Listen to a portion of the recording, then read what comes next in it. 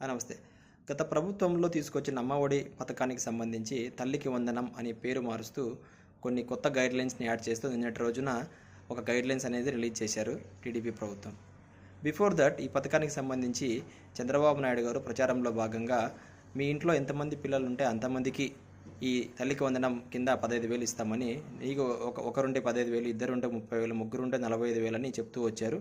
అదేవిధంగా సోషల్ మీడియాలో ఇప్పుడున్న మినిస్టర్ నిమ్మల రామానాయుడు గారి వీడియో కూడా బాగా వైరల్ అవుతుంది.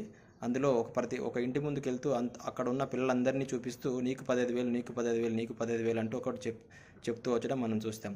కానీ ఇప్పుడు రిలీజ్ చేసిన గైడ్లైన్స్ ప్రకారం చూస్తే తల్లి ఆధార్ కార్డ్ బేస్ కింద ఇవ్వడం జరుగుతుందని చెప్పారు. అదేవిధంగా మిగతా గైడ్లైన్స్ పరిశీలిస్తే అప్పట్లో వచ్చిన 45 లక్షల బెనిఫిషరీతో పోల్చుకుంటే ఇప్పుడు కనీసం అందులో సగం కూడా వస్తుందా లేదనేది ఒక పెద్ద డౌట్.